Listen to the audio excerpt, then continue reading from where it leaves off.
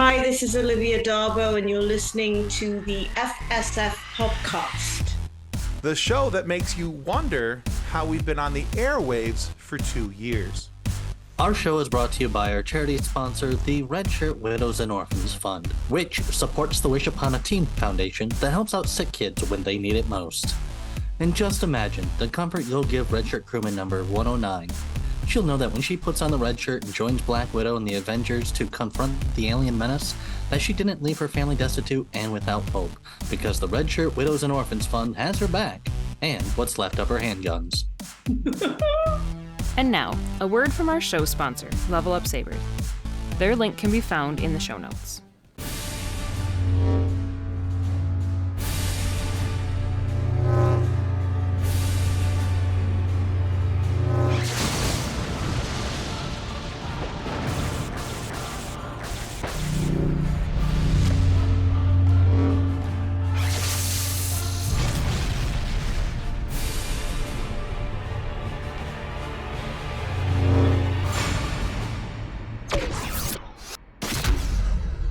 All right, so our guest today is an actress and a voiceover talent that's been entertaining people for some time.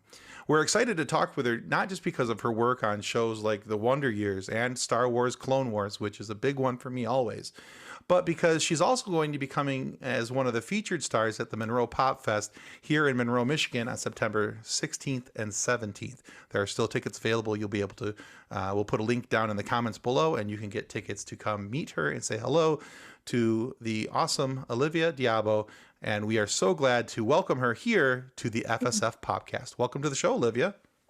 Thank you guys so much for having me. It's a pleasure to be here.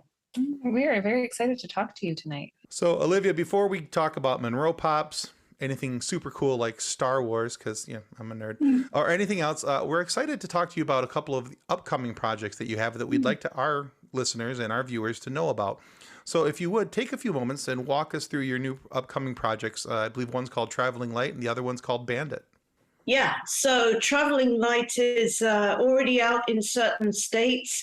I actually just got a letterhead the other day from Bernard Rose, who's the director of the film. And we did this film saying, that it was going to be coming out in some of the other major cities. So New York, it's about to come out, and Minneapolis and Chicago. And so more in the areas that you guys are in, and near where the Monroe Pop Festival will be in. It's a great film. It's the first improvisational film that I have ever been part of.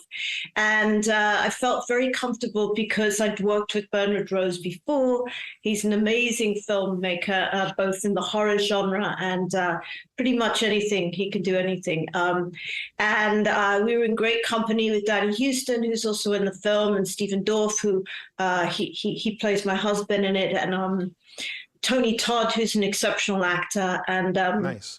a slew of really, really talented, amazing actors. And, basically, I just got this phone call one day in the middle of COVID, and Bernard said, when I'm thinking of doing this film, about COVID and how the very wealthy deal with it and the not so very wealthy, as well as the homeless, And he's like, this is your character that I'm thinking that you're going to play. And I'm sort of thinking she might be a little bit like so-and-so, who is somebody that I knew.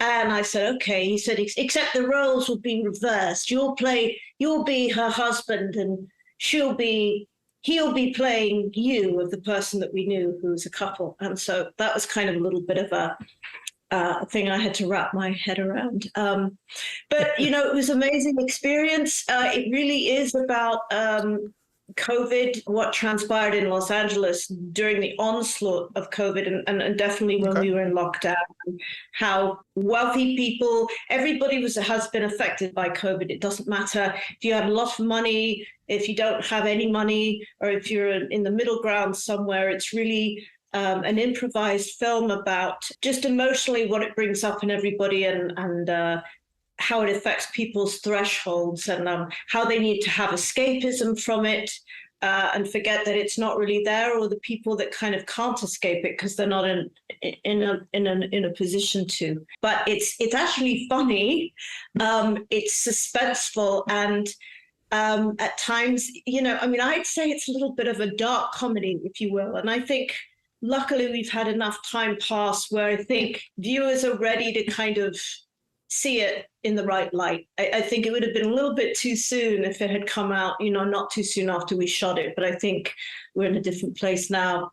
It was 2 years ago. So, and it's got an incredible soundtrack, and it's just a really, really well-made film. And I had so much fun just leaning back on the experience that I've had as an actor for a number of years now, just to trust that if you do all your homework and you know who your character is, and you trust that you have the experience to have lines come out of your head, even though you don't know what they're going to be, that you're going to be okay. So it's a little bit like diving off a cliff, but there's a trampoline underneath you. And having a great filmmaker to work with and an amazing surrounding cast really supports that.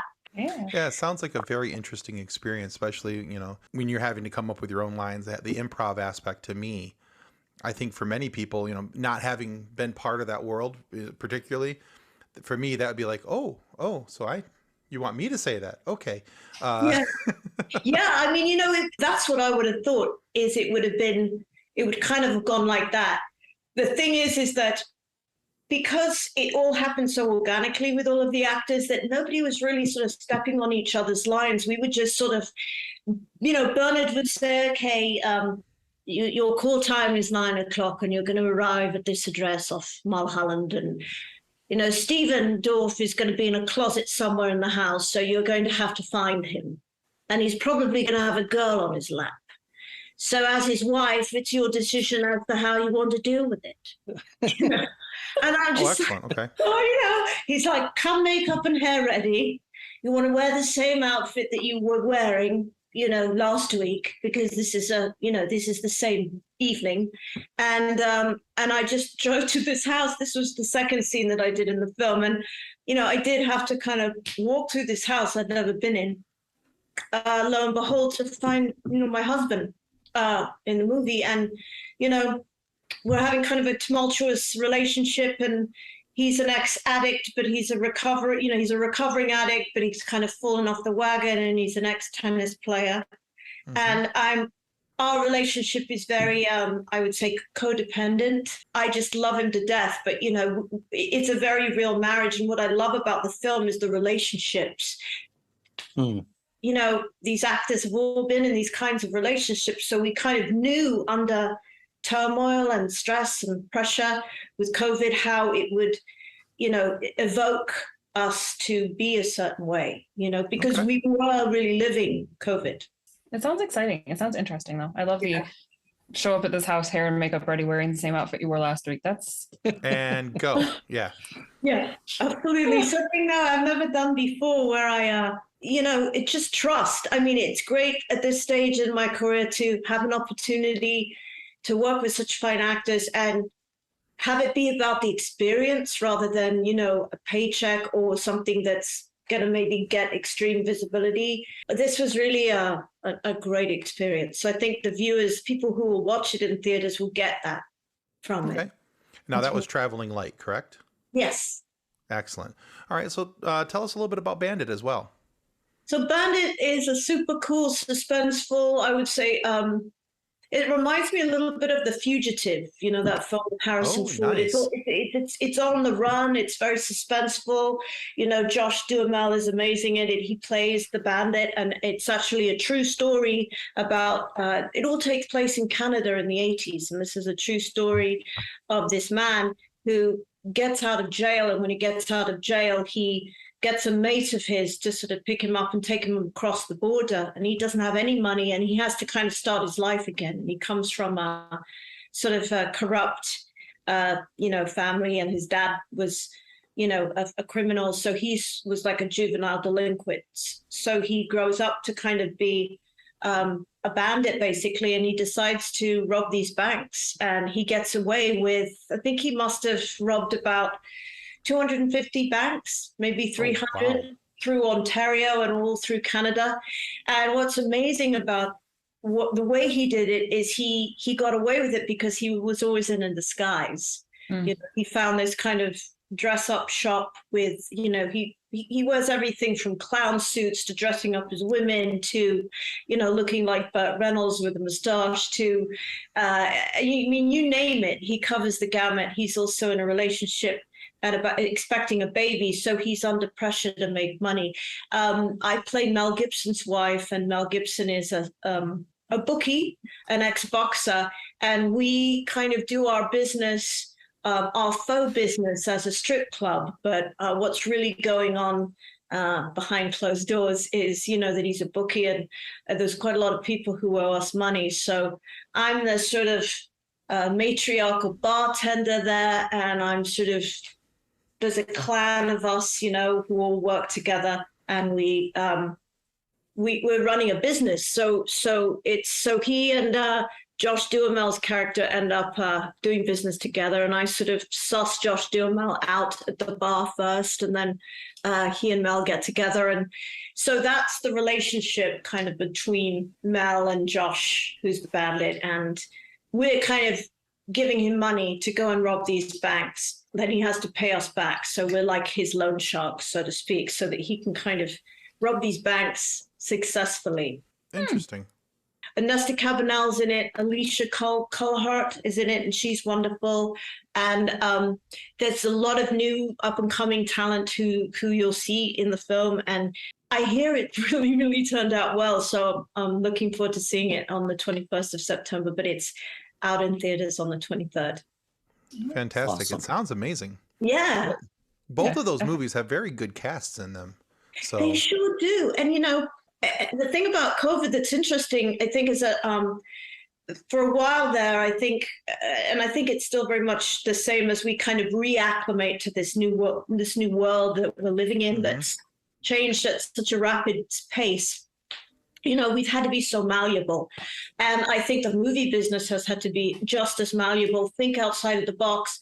A lot of what people are drawn to is escapism, right? They want to see Game of Thrones or those kind of shows that go back in time, so that it's a journey. They like journey films. Or what's great about Bandit is it was in the 80s, and I think a lot of people, it's a nostalgic time. It's when I shot The Wonder Years, for example. But the 80s in Toronto, there was a blackout, and we used that. The whole of Canada was blacked out with no electricity for a substantial amount of time. So it's great for me, it's always been great as an actor to do period films, though the 80s doesn't seem like it was that far away, and we kind of remember it more for like the music we grew up with and the shoulder pads and all of that. But at this stage in 2022 or 2021, when we shot it, it was it didn't seem that far away, but yet it was like, oh yeah, that was a really long time ago, sort of thing.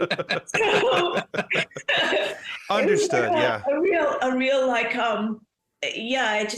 just a kind of a two-sided coin. And using Georgia to make it look like Canada was also a really super cool challenge, I think, for all of us.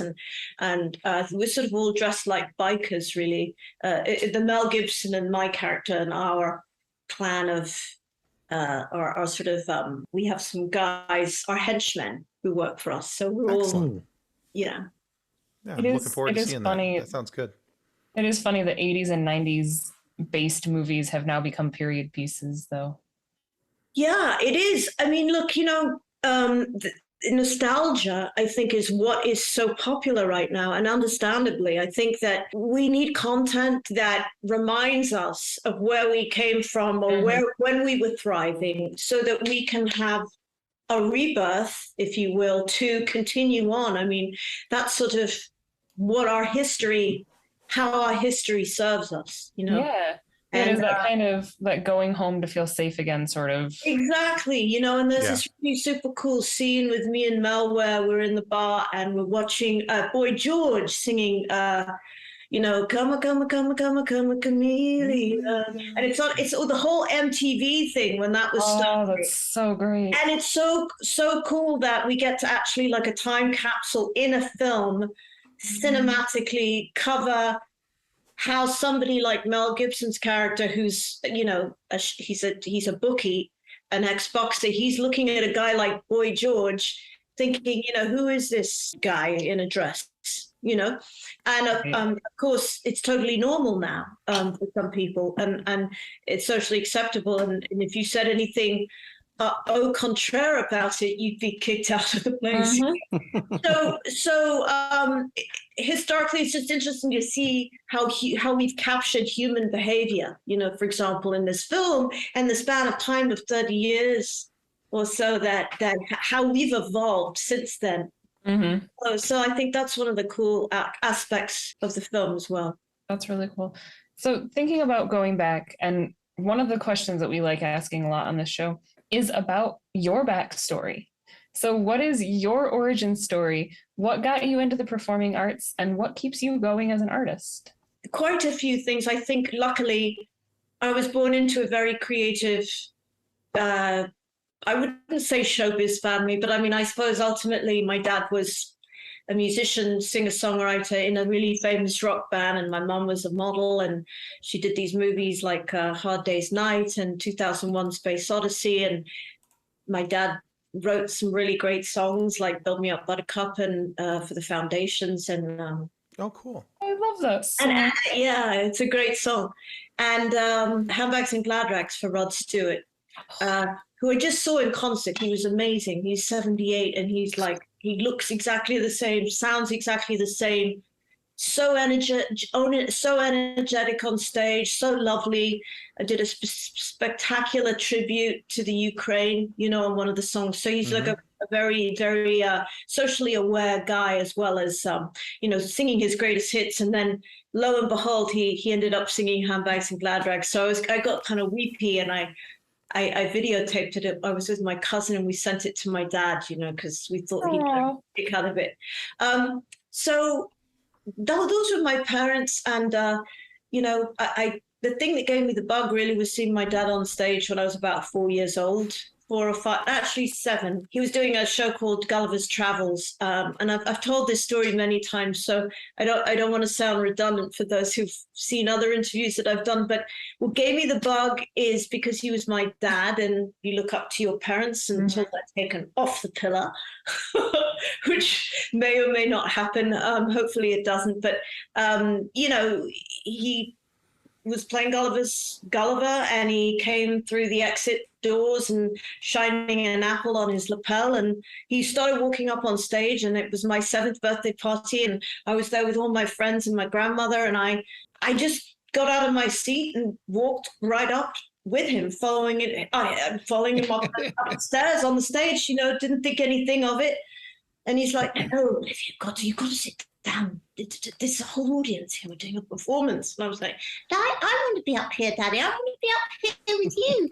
And I want to be in the play too." And I was looking out at all these people just like, "Wow, this is incredible. And look at those are my friends and his grandpa." And he's like, "I'll bring you up after, but you got to go sit down now." And I was like, "Okay," sat through the whole performance, was totally mesmerized, and literally he did bring me and all my friends up on stage afterwards. But I think that's what planted the seed for me, because it was just a spiritual experience, seeing a parent play a character, entertain these people, lots of laughter from the audience, and just seeing that give and take immediacy, that dance that you get from live theater. So that's what kind of made me decide to be an actor. I was studying at the Royal Ballet, so I was getting dance training, and my first show that I did was at the Albert Hall, a thing called Me and My Teddy Bear, a bunch of little girls with their big teddy bears sort of dancing around the stage. That enhanced the bug. And then when I got to Taos, New Mexico, I was about 9. We moved there from England, and I just started participating in school plays.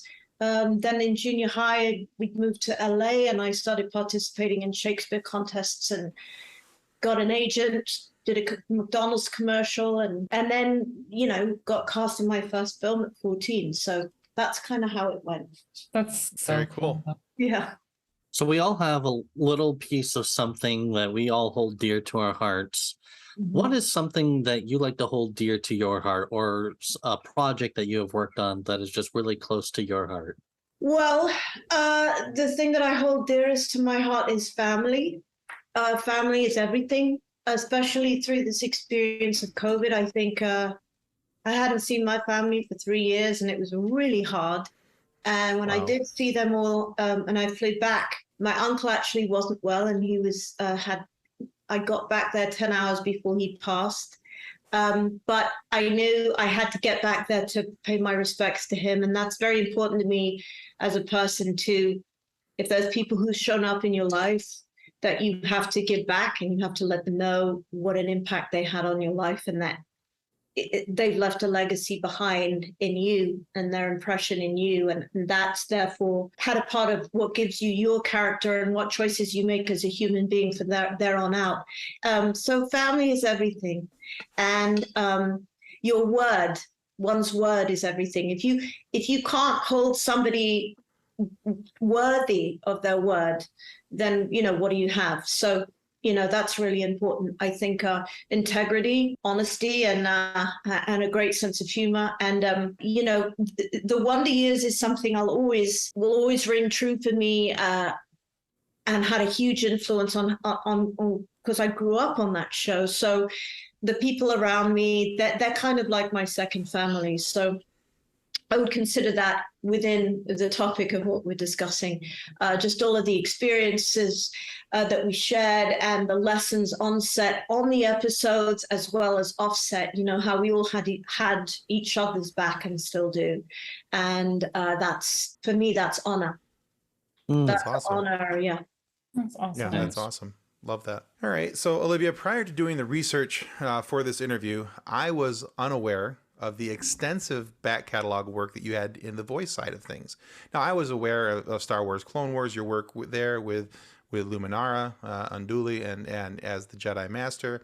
But I thought it was really cool as I was going through this. I saw that there was Star Sapphire for DC. There was Black Widow for Marvel. There's you had roles on Invader Zim. There's Medal of Honor, Elder Scrolls, and I could keep going and going and going. But there's so much there.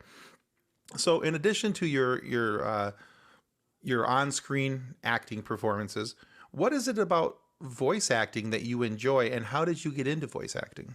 Oh, well, that's such a great question. Thank you for asking. I got into voiceover about 20 years ago, which is a good time, because not many actors were actually thinking, oh, I want to try this out. And I was with an agency at the time called Special Artists, and I'd always been good at doing characters and voices, doing mimicry and dialects. Luckily I was born with, and I got that from my dad. From the Darbo side of the family. And the only way that I would ever get a word in edgewise actually was to mimic somebody, because Darbos, my family, we all talk at the same time. And it's because either we have serious ADD or something, but we're all so worried that we're going to forget what's on our mind that we all just start talking at the same time. Like, oh, I want to tell you what happened to me yesterday. Oh, really? What do you want? Let me tell you what's no. Fuck, me. And so Nice. I go how am I going to slice this pie? So, I'd say, oh, I can do Auntie Betty. Oh, well, hello, my name's Auntie Betty, and I'd start doing my impersonation of Auntie Betty at the table. Isn't that funny, everybody? And they'd say, yeah, that's really, I'd suddenly hear silence. And they go, do you know what? That's bloody good. Well done. So it's like, I won some points. There was some silence. I got to get a word in edgewise. That's kind of what got me into mimicry, dialects, and that sort of thing. And also because I thought, being an artist, a voiceover artist, an actor, a musician, I paint, I do. I love anything artistic. And so I think as an artist, it's sort of very important that you're well-rounded, because ultimately it just makes you a better artist, and you will therefore have a longevity to your career. And I found through voiceover acting, the more of it that I did and the more challenging things that were handed to me, like, Minnie the Spoon. I went to Hanna-Barbera and they gave me a list with pictures of animated characters that were inanimate objects. And so I had to give Minnie the Spoon, who's a spoon, a voice that spoke to me to bring her alive. And, or a 12-year-old prepubescent boy, kind of talk like that. You've heard my nephew. Okay. All right.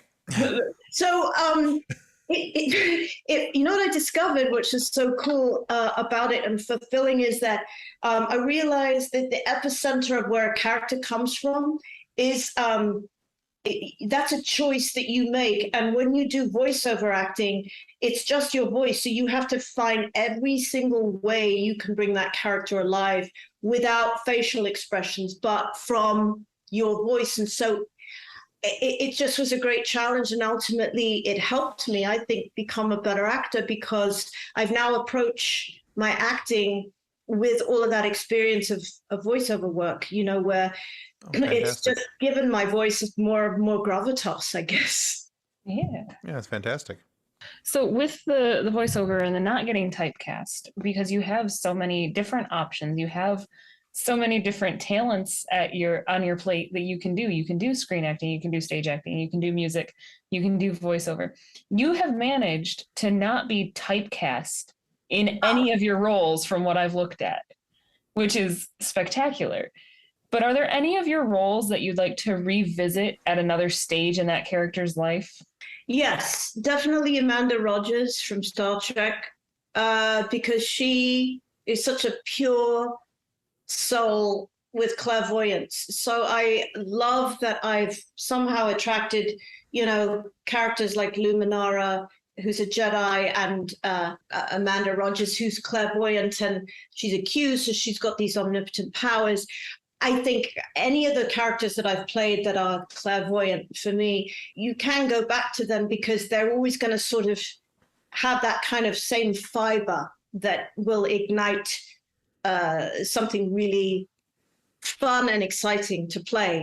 Just there's always more choices because, you're just tapping into that they're otherworldly. So they have all of these, there's more space for those kind of people. I mean, if you've met people who are a little bit psychic or clairvoyant, or they have a special power or sixth sense, you meet them and there's something different about them, which really intrigues me. So I would say Amanda Rogers, even though she was a sociopath, she was also kind of otherworldly, but Nicole Wallace, definitely, just because she's such a brilliant, smart, she's 10 steps ahead of everybody else and uses, because she's a sociopath, I think that those kind of people are born with almost like it's the equivalent of like a Q, really. They've got that sixth sense, so they have the ability to be 10 steps ahead of you, finishes your sentences for you, read everybody in the room while saying nothing, but already knowing how things are going to end.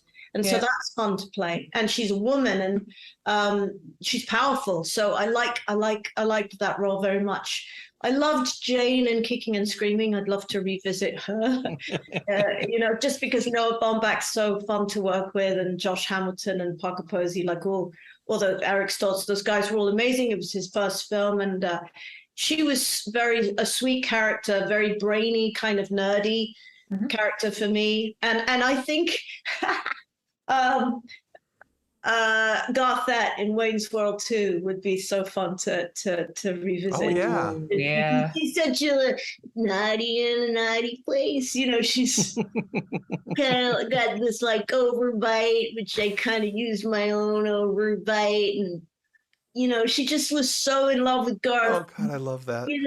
Like her hands in her pockets and just kind of like, so you coming back to the permit office, kind of got this surfer thing going, and those kind of roles, it's like you can't dream them up, and those opportunities hopefully will still continue to come. I mean, they sort of are, but as one gets older and life changes, you keep drawing new things to you that are still within your essence, but it changes. Actually, I think it gets better. It's exciting because you're a deeper person, you've got more wisdom, so you've got more to say as an actor. But those are the ones I think I'd love to revisit. It's funny, when I was preparing that question, Amanda Rogers was actually one of them that I'm like, that would be a fun throwback. Yeah, That would yeah, be fun to go back to. For sure, for sure. Exactly. She's crazy. Yeah. And she's an orphan, you know. It's very it's great to get the opportunities to play these people that we meet every day, and say, oh, I'm going to take a little bit of her, you know, because I sat down with her for a 20-minute conversation once, and I may never see her again, but she had an impact on me. And for actors, that's very important. And so we need as much experience as we can to draw from, to regurgitate back into our work. So I don't know if you've noticed, but we absolutely love stories. And one of the stories that we love to hear are the stories that happen on set that are specific to our guest. So what was either something that you thought was amazing at how it was filmed, or a funny moment that has just really stuck with you? Well, I remember Kirk Douglas in Greedy having so much fun in his wheelchair that he ran a couple people over for real, because they kind of got in the way. And, you know, and he was pretty irreverent about it. He's like, get out of the way. It's too bad I hit you. I told you to get out of the way. You know? They were warned. And on one particular occasion, I was on his lap in the wheelchair before we were going up on the, you know, the lift, you know, when Michael J. Fox and I were really like in that tete-a-tete, and it was like, who's going to get Uncle Joe's money? And everybody thought that I was after his money. But in actuality, at the end, you find out that I wasn't. But in that particular scene where I'm in that ridiculous costume that's like the mesh with a bikini underneath it, you know, I say, let's go upstairs, and everybody kind of drops there. So I get on his lap, and I got on this thing, and this, I never knew a wheelchair could go so fast.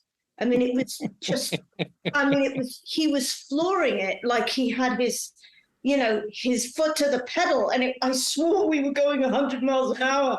And he's like, yeah, we're going to run over crafts and services. Get out of the way. That's too bad. I told you, get out of the way. That's his fault. Too bad. You know, we got some casualties today. That was really a memorable moment, because it was, you know, unfortunate for the people who might have got injured, but kind of funny. Yeah, it sucks to suck. All right. Yeah. You know.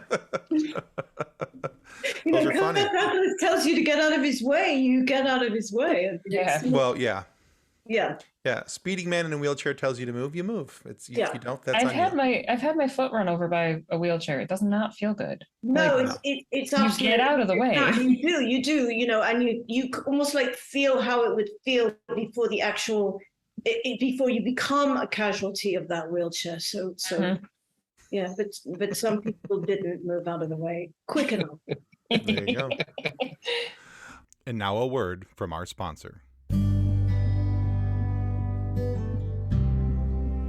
Since 1982, Vital Signs and Graphics has been helping professionals with all their image, logo, and design needs.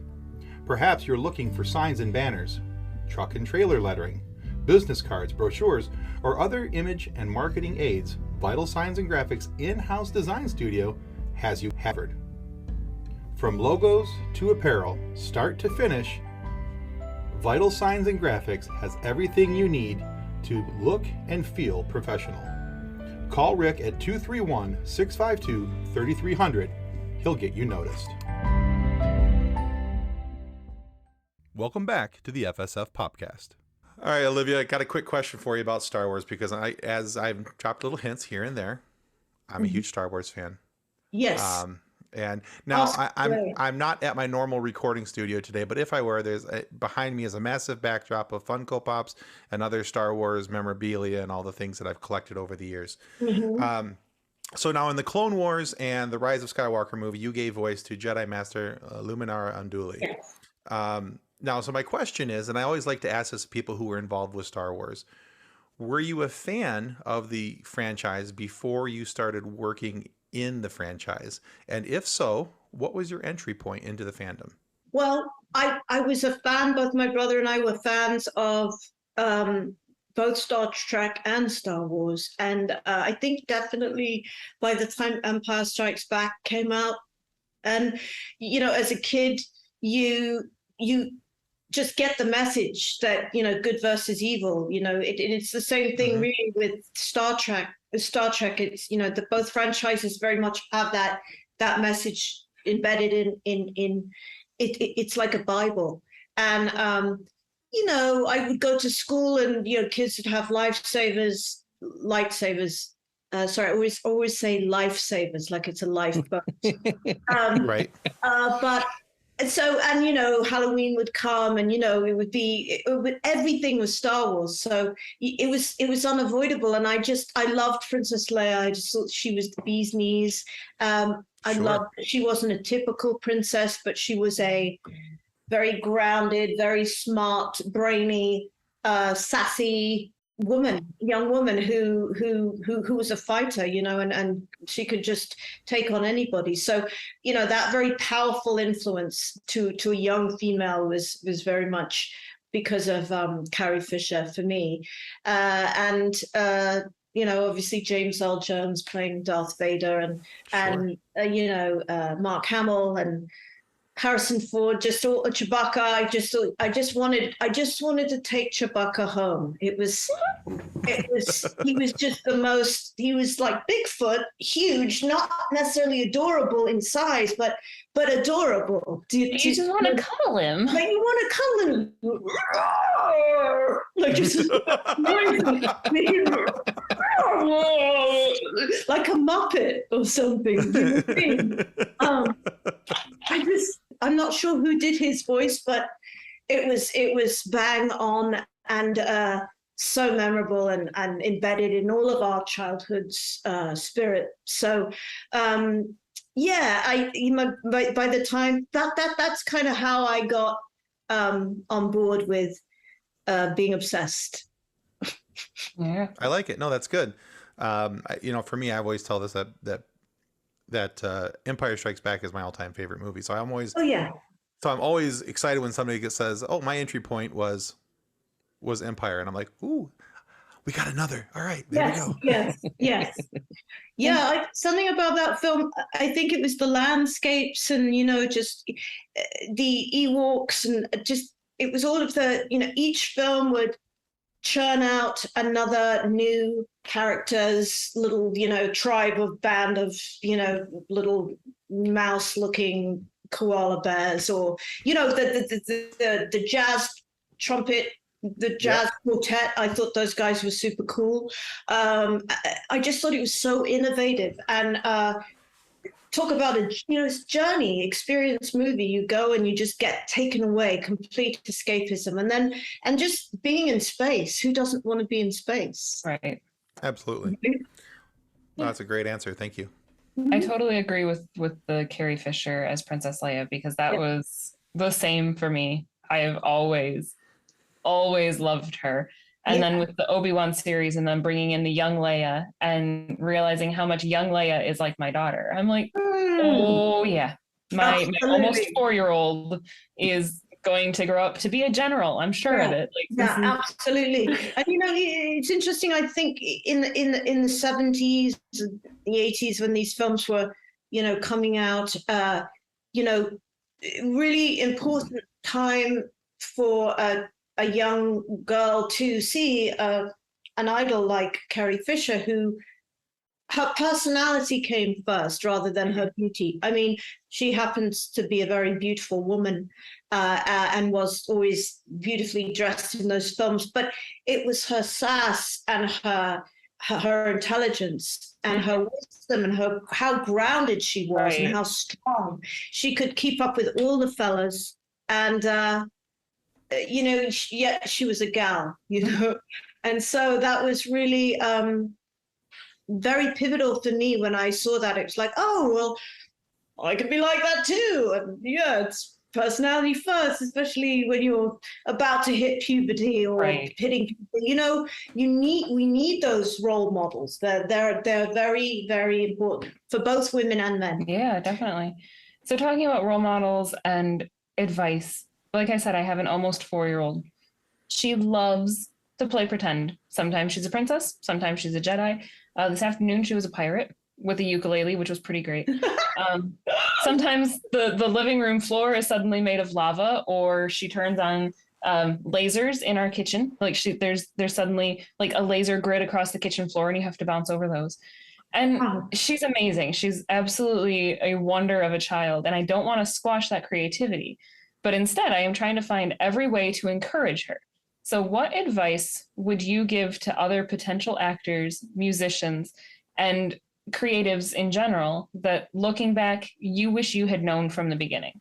I was always a very curious kid, and it sounds like your daughter is. I was never afraid to constantly ask questions, no matter if people rolled their eyes and thought I should know that already, or I just wanted to know what everything is. And I'm still like that because, you know, I'm still living, I'm still growing, I'm still evolving, and I'll be that way till I take my last breath. So I think for kids, and whether you're a kid and you become an actor, or whether you're a young actor aspiring to choose that as your field, I think there's a boldness and a curiosity and a whimsical, childlike thing that you never want to let go of, because that is what you require to have a successful career, to book jobs, to ultimately have this choice of a career, which is a difficult business to enter into. But if you can not take things too personally and stay amused and curious, and oh, you know what, I didn't get that job and it wasn't about that they rejected me, it's because I stood in my truth and I gave my authenticity and my personalization of how I saw the character. Then you can never be let down, because you can't say, oh, well, I did what my coach told me to do, or I know that they're looking for this kind of type, so I'm going to play into that. No, always stay true to the first intuition and feeling that you get about the first hit you get when you read something, or somebody that impresses you, you know, that's genuinely, they're affecting you, like they're touching your soul, you know, and kids are like that too. Like, oh, I want to be like so-and-so. That's where idols come from. Right. And I think that we can be idols to other people if we're people like your daughter is, you know, setting things up in the living room. And, you know, though it requires us to adapt and tread on things a little bit more carefully, or maybe the living room's a little bit more messy, so be it. You're giving her the freedom to relish and exercise her spirit and her sense of self, and you're cheering her on, you're supporting her. I think kids need to be told they're right more than they're wrong in little ways. You know what I mean? If your kid's really obviously needs a telling to, you have to do that too. But I think it's so important with kids as you're raising them in whatever profession they want to go into, to encourage them and to say nice things, even if there's just even little things that they do. It's like, that was really a great thing that you said to Mrs. So-and-so, or I really liked how you listened to that, you know, because it just makes a huge difference, and it gives them confidence. And in this day and age, the more confidence we have, the better suited we are for this world, I think, and for any Excellent occupation we enter into. I really agree with that. The more confidence you have, the more you are equipped for this world, because this world is going to try to smash every ounce of confidence out of you. Yeah. And if you need to make sure that you start out with a lot of it. Yeah, you do. And, you know, you also need to, with the confidence, you know, you can start off with a lot of confidence, and then also be one of those people that if you're an incredibly sensitive person like I am, I'm very sensitive, but I'm also very strong. And so there's this constant dichotomy going on. I've had to really work on not taking things personally and just kind of sloughing them off. Well, you know, that didn't happen. It's kind of, you know, have a sense of humor about it, make the positive choice rather than the negative choice that might ultimately put you in a more self-deprecating light. Do you see what I mean? So Yeah, definitely. kind of like learn how to be my own best friend that way, where Yeah. I go, well, what's going on right now is a choice. It's really about, everything's about energy, so if something is there's this discrepancy that's occurred, or something that's kind of, you could react very like, "Ah!" rather than that, you have a choice to react like, "Ah!" Right. or okay, well, I'm gonna sit and think about this for a while and see how it percolates, and once I calm down, then I will get in the ring with you, but I need to be calm first. Do you know what I mean? Because if I'm calm first, then my calmness will reflect on your mood, and then we can work it out. You have a better chance of working things out if both people aren't as combative. Yeah. Good advice. Yeah. So we have a Facebook group. It has over 200,000 members in it. And it is Wow. just filled with memes, jokes, fun facts, interesting crossovers, large variety of things. And sometimes it has to do with music. So what would be your life's theme song? My life's theme song. Wow, that's probably one of the greatest questions. Like you There's a said, song- go with your first instinct. Yeah. The first one I was thinking of is a song that I wrote on my Not TV album called A Ne'er-do-well, which is a person who, it's a French word, it's an underdog term about a person who's maybe not necessarily seen as being capable of completely getting there, but ultimately succeeds.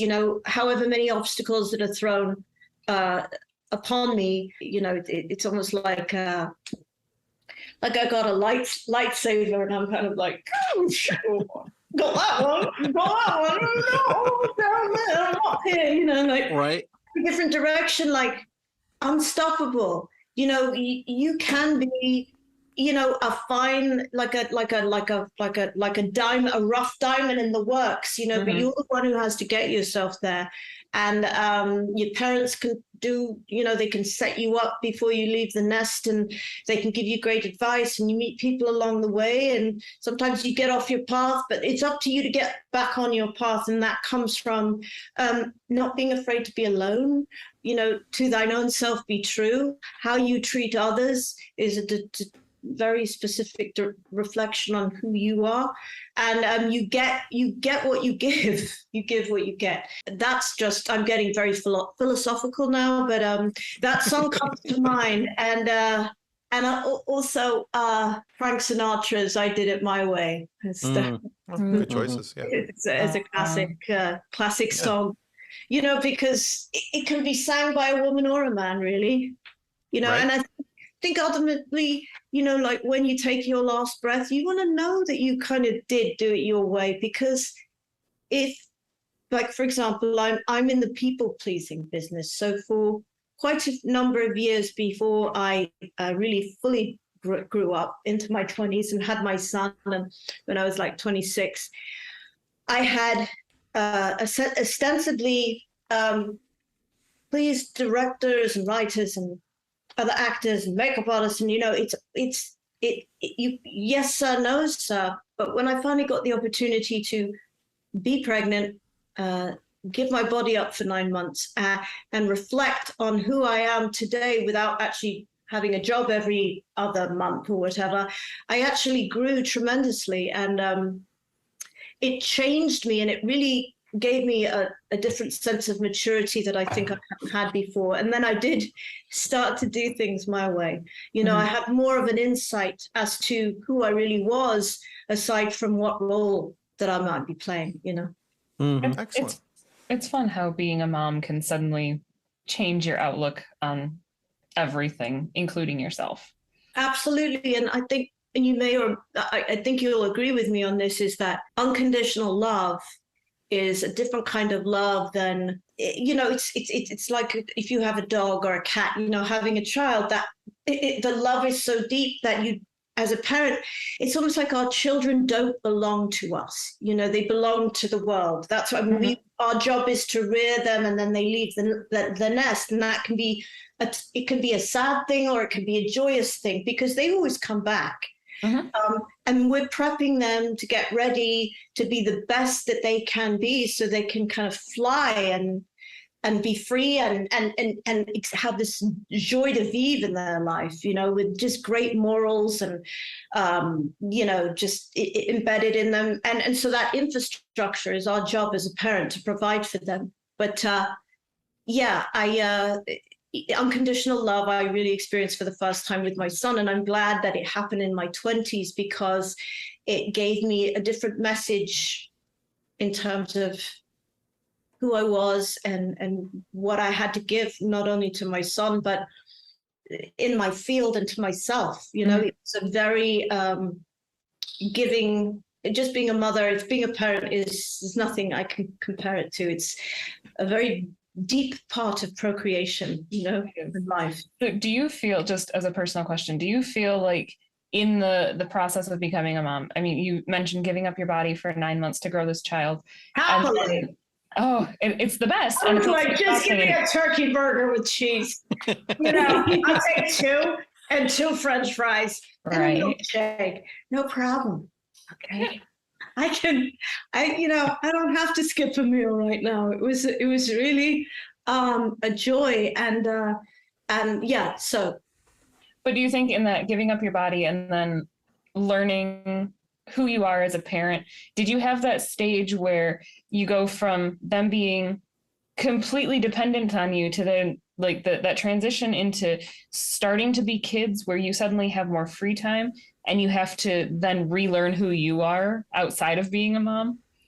That is like the weirdest transition. That is the weirdest transition. And I completely, especially, you're a very young woman, and so you have a 4-year-old. So that's what's so great about being a mom. And also, being a mom is great at any age, it's just the experience of it. But what I really discovered in my 20s is exactly what you're talking about, is that I hadn't really, it's like we grew up together.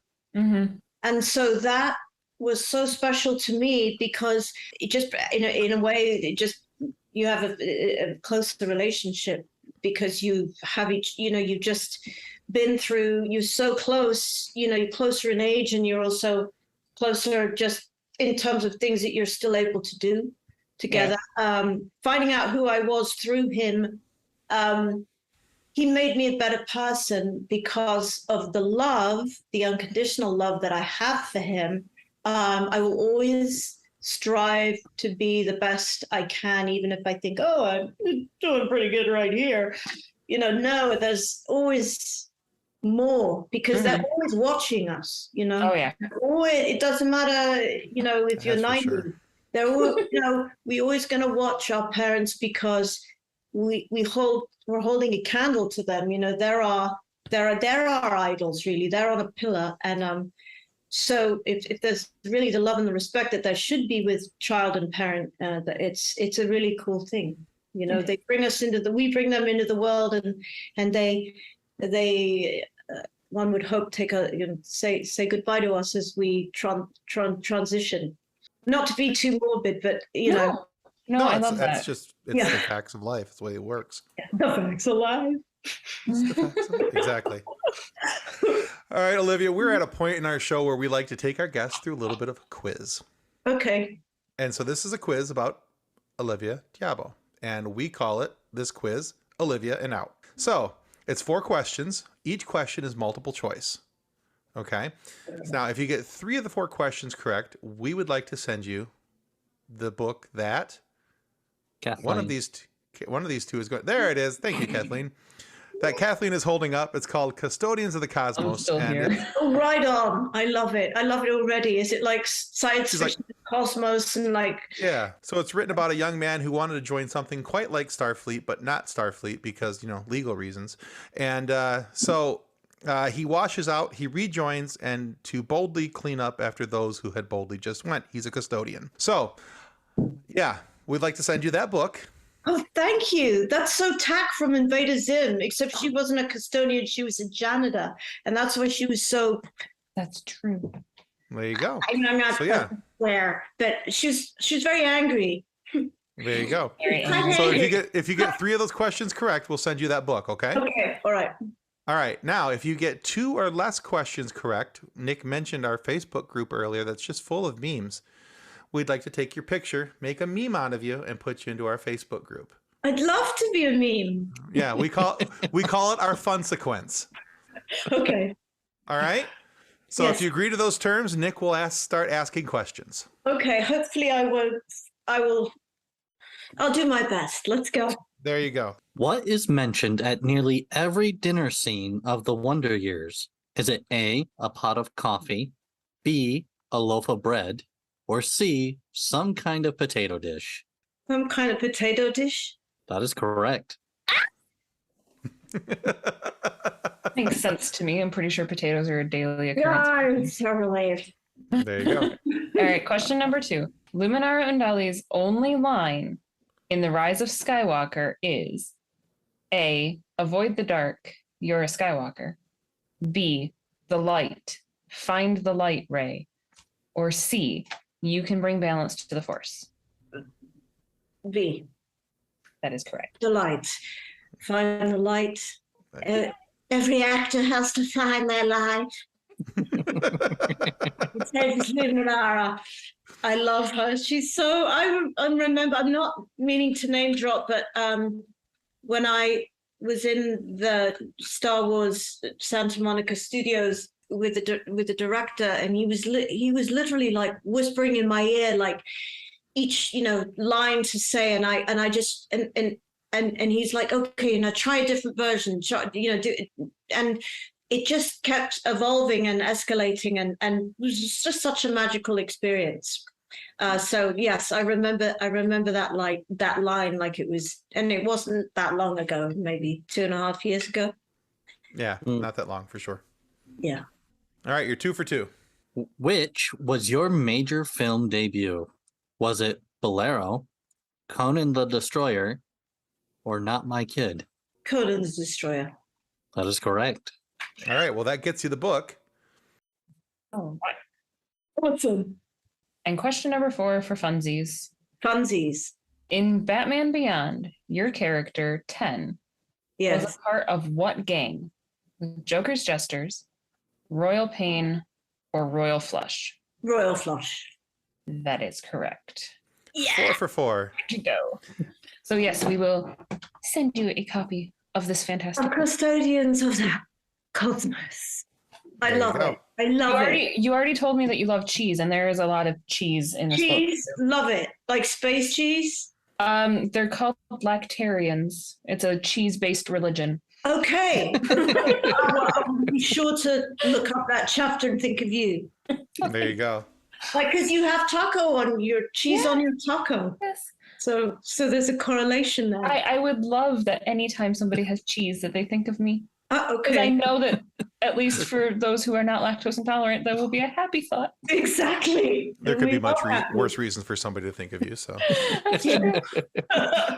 Olivia, thank you so much for being on our show today. Where could our listeners go to find out more about your music and other things that you have worked on? Well, so my website is www.oliviadarbo.net. I have you can sort of stay updated on anything that I have coming out and look at reels and comedy reels. Keep updated on my music. I'm doing a new album right now, so you can get my other album on cdbaby.com. And my new one coming out is like a prog rock kind of folk funk Brit rock album, which is going to be amazing. I'm on Twitter, Olivia Darbo at Twitter, and Olivia Darbo on Instagram. So that's where you can find me. And I love my fans, and I quite interactive apparently with my fans. I love the give and take of answering questions, and just it's kind of becoming like a real family. So it's cool. I'm loving it. now, other than Monroe Pop's coming up next month on September 16th and 17th, you have another convention you'll be working at shortly as well. Which one is that? That would be the Star Trek Creation Show, which is in Las Vegas, and that's coming up on the 25th through the 27th. Okay. That's when I'll be there. Excellent. All right. Well, we'll make sure all those notes go down below, and we'll put those in our show description so our listeners can check those out. We also want to remind everybody that subscribing is the single most important thing that you can do to help us to continue to grow and to get more amazing guests like Olivia Diabo here to have these conversations and these moments for us all to laugh at, these funny moments for us to enjoy. So please subscribe. It helps out more than we can ever really tell you. And please make sure that if you have a chance, go see her in Las Vegas at the Star Trek convention. Also, Monroe Pops here in Michigan, at just outside of Detroit, Michigan, in Monroe, on September 16th and 17th. And check out Olivia's work on her website as well and her social media. You will not be disappointed by that. But if for whatever reason you were disappointed with the content of our show today, please feel free to lodge a complaint with the head of our complaint department. That's Melanie Walker, or as she is better known, 10 of the Royal Flush Gang. Sure, she's part of a crime family, but this supervillain isn't against brandishing her own form of justice. Her and the other members of the Royal Flush Gang, if she chooses to use them, will need 3 copies of your complaint. 1 for Melanie, 1 for bragging rights, and 1 just in case Batman takes it away from them. But rest assured, your complaint will be handled and the offending party will be walking funny, or at least need a good pair of crutches. Love it. You guys are so original. Oh, thank you so much. Well, thanks again for being on the show with us, Olivia. It's my This has been a lot of fun. pleasure. It's been so much fun. I love you guys. I think you're great. And I'm going to see you in Monroe, right? You will. Absolutely. Yes, Awesome. we'll be there. Awesome. Well, let's come up to the table, and if I'm doing a panel, I think I maybe most definitely we have to. Well, we're get doing a lot of the together. panels there as well too. So, Okay. so yeah, We'll be we'll hanging out in make the sure that panel room a lot. that we wave. All right. Well, I'll just tag along like a groupie. How's that? Sounds great. Okay. All right, guys, that's going to conclude us for the funny science fiction for the FSF Popcast. Goodbye. Ciao. On behalf of the rest of the hosts of the FSF Popcast, we want to thank you for listening to this episode. If you'd like to be a guest on a future episode, please contact us by means of Twitter or Instagram using the handle @FSFPopcast, or go to www.fsfpopcast.com and click on the Contact Me link. Thanks again, and hope you enjoyed the episode.